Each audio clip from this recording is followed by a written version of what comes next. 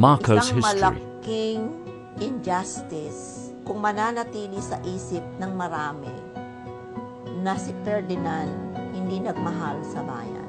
He loved this country so much that he was willing to sacrifice the presidency when he could have definitely attacked the people there at EDSA.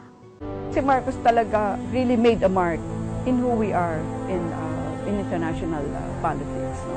But if you compare what he did for our country during the time he was president, no one should ever be sorry that we had Marcos for a president. Kung ikumpara mo yung good points ni Marcos at saka yung good points ng ibang naging presidente natin mula sa kalingkingan yung iba. Since the Marcos administration, I don't know, have you really gotten off the ground? Only history can rightfully judge President Marcos. A story born 100 years ago of a noble man whose life is worth reliving and looking back to. He's the only president with a national strategy. You'd think that Marcos was the bogeyman, etc. But he was actually a very kind person. The way that the Marcoses promoted the country, promoted the Filipino, is something I think that cannot be equaled in any administration.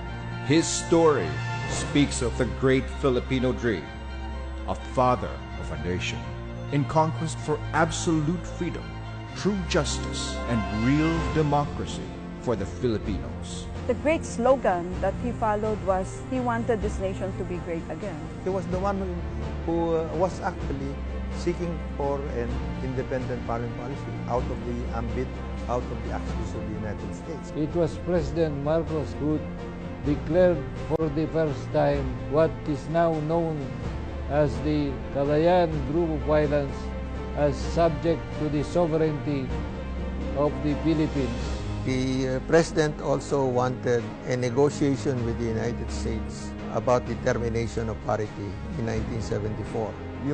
Yung ginawa ni President Park Chung-hee sa may Korea ay yung strategy ni President Marcos na ang pinakamataas na level of development ng Pilipinas over the last 50 years ay nung panahon ni President Marcos, specifically during the earlier years of martial law.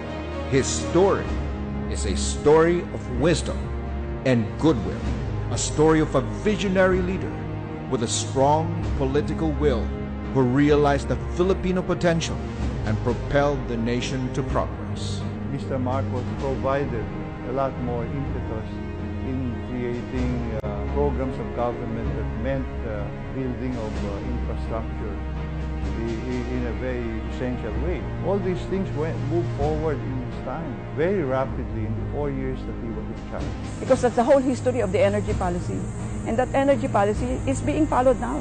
Agriculture, you should, I mean, look what Manny Piñol is doing. He's following Masagana 99, di ba? Kay Marcos yun. His story is a story of character.